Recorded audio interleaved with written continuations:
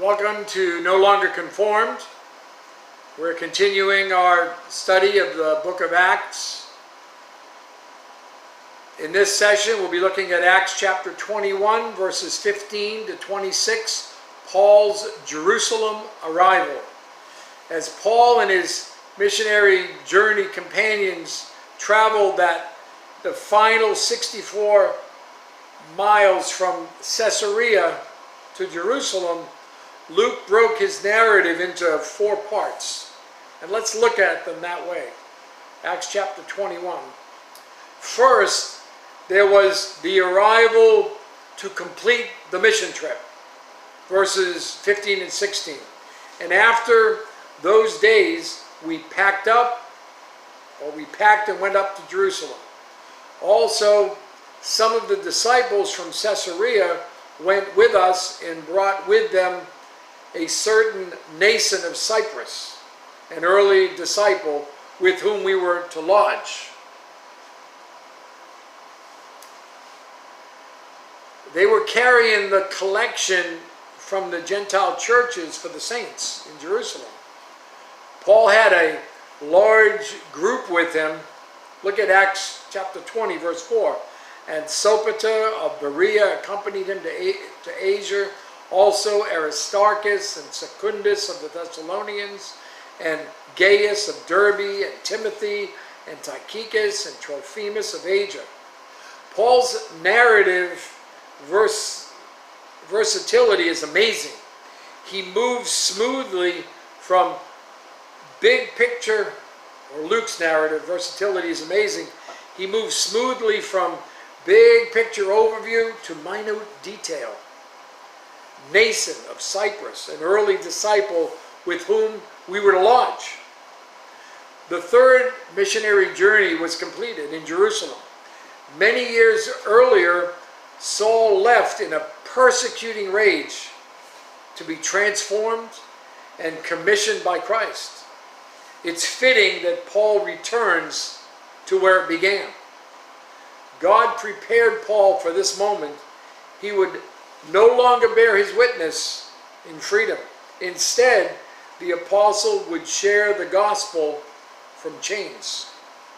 So, first of all, there was the arrival to complete the mission trip. And then Luke goes on to praise for God's gospel work, verses 17 to 20. And when we had come to Jerusalem, the brethren received us gladly. On the following day, Paul went in with us to James, and all the elders were present. When he had greeted them, he told in detail those things which God had done among the Gentiles through his ministry. And when they heard it, they glorified the Lord. And they said to him, "You see, brother, how many myriads of Jews there are who have believed, and they're all zealous for the law." The brethren received us gladly assumes that the apostles were no longer in Jerusalem, and the leadership was in the hands of elders. James, Jesus' brother, was leader. Jesus' brother. Look at Galatians chapter 1, verse 19. Paul says, "But I saw none of the other apostles except James, the Lord's brother." Jude chapter 1 says, Jude verse 1 says, "Jude, a bondservant of Jesus Christ and brother of James." These two would have been well known. Matthew chapter 13, verse 55, it says, "Is this not the carpenter's son? Is not his mother called Mary? And his brothers James, Joseph, Simon, and Judas?" Mark chapter 6 and verse 3. "Is this not the carpenter, the son of Mary, and the brother of James, Joseph, Judas, and Simon? Are not his sisters here with us?" So they were offended at him. The leaders accepted Paul's mission to the Gentiles. In fact, they were very enthusiastic about it. It says, "And when they heard it, they glorified the Lord." But what about other Jewish believers? And they said to him, "You see, brother, how many myriads of Jews there are who have believed, and they are all zealous for the law." And then the third part of Luke's narrative here is that there was concern about the Gentile believers. Verse 21 and 22. But they have been informed about you that you teach all Jews who are among the Gentiles to forsake Moses, saying that they ought not to circumcise their children nor to walk according to the customs. What then? The assembly must certainly meet, for they will hear that you have come. Well, there was a problem. Rumors were infecting the fellowship. A false report was spreading that Paul was instructing the Jews who lived among the Gentiles to forsake Moses, to not circumcise their children, nor to walk according to the customs. Does it even matter that the rumor wasn't true? Well, no, because the leaders had a dilemma on their hands. They wanted to accept Paul and rejoice for the Gentiles, but they were concerned about his reputation's possible effect on the mission to the Jews. So Paul was a liability as it stood. Verse 22. What then? The assembly must certainly meet, for they will hear that you've come. So there was a solution. Verse 23. Therefore, do what we tell you. We have 4 men who have taken a vow. Take them and be purified with them, and pay their expense, so that they may shave their heads, and that all may know that those things of which they were informed concerning you are nothing, but that you yourself also walk orderly and keep the law.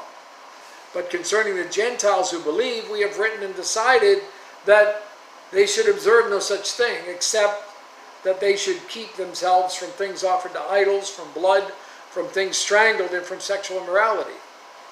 They came up with a scenario for Paul to demonstrate his Jewishness and squash the rumors.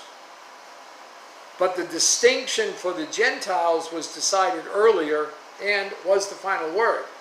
So the solution to the problem was a compromise that left the door open for future missions to both Jews and Gentiles. Okay.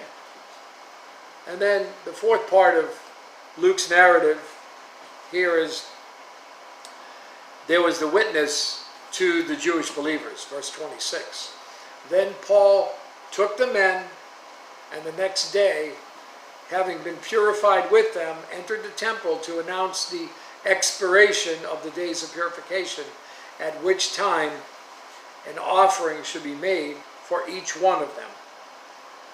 Does this sound like Paul, the Paul we've come to know, who was so firm in justification by faith alone? I mean, look at 1 Corinthians chapter 9, verses 19 to 22. For though I am free from all men, I have made myself a servant to all, that I might win the more. And to the Jews I became as Jew, that I might win Jews. To those who are under the law, as under the law, that I might win those who are under the law. To those who are without law, as without law, not being without law toward God, but under law toward Christ, that I might win those who are without law. To the weak I became as weak, that I might win the weak. I have become all things to all men, that I might by all means save some.